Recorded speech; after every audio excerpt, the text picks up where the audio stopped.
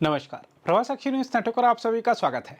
America के राष्ट्रपति Donald Trump एक बार फिर सुर्खियों में हैं और इस बार वजह उनका वह दावा है कि चीन के राष्ट्रपति शी जिनपिंग ने उन्हें आश्वासन दिया है कि उनके कार्यकाल के दौरान चीन ताइवान पर हमला नहीं करेगा। यह वही ट्रंप हैं जो कभी दावा करते हैं कि प्रधानमंत्री नरेंद्र मोदी ने उनसे रूस से तेल खरीद कम करने का वादा किया, तो कभी कहते हैं कि उन्होंने भारत और पाकिस्तान के बीच संघर्ष विराम करवा दिया। सवाल उठता है कि क्या ट्रंप सच बोल रहे हैं या फिर वह अपनी राजनीतिक लोकप्रियता बढ़ाने के लिए झूठे कूटनीतिक किस्से गढ़ रहे हैं। हम आपको बता दें कि ट्रंप ने अमेरिकी टीवी चैनल 60 मिनट्स को दिए इंटरव्यू में कहा है कि शी जिनपिंग ने खुले तौर पर कहा है कि जब तक ट्रंप राष्ट्रपति रहेंगे चीन ताइवान पर कोई कार्रवाई नहीं करेगा, क्योंकि वह परिणाम जानते हैं। ट्रंप के इस दावे पर सवाल इसलिए उठता है क्योंकि चीन की विदेश नीति को थोड़ा भी समझने वाला व्यक्ति जानता है कि बीजिंग ऐसा कोई आश्वासन नहीं देता। चीन की नीति हमेशा साफ रही है कि ताइवान उसका हिस्सा है और राष्ट्रीय एकीकरण उसका लक्ष्य है। ऐसे में शी जिनपिंग का किसी विदेशी नेता से इस विषय पर वादा करना कूटनीतिक रूप से असंभव है।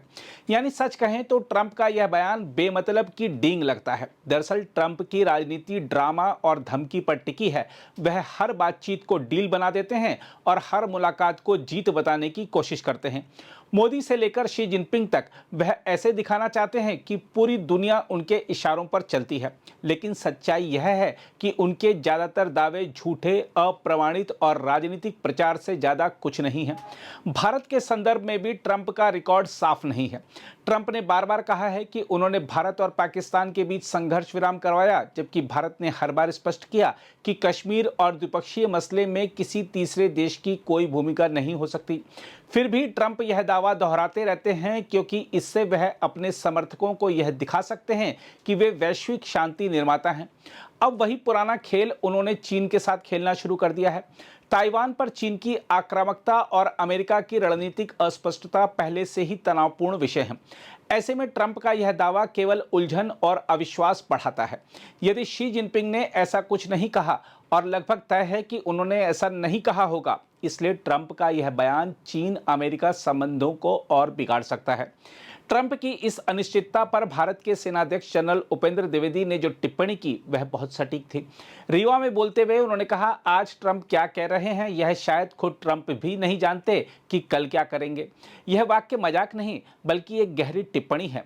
उन्होंने स्पष्ट कहा कि दुनिया आज अस्थिरता, भ्रम और अनिश्चितता के दौर में है और ट्रंप जैसे नेता इस अस्थिरता को और बढ़ा रहे हैं।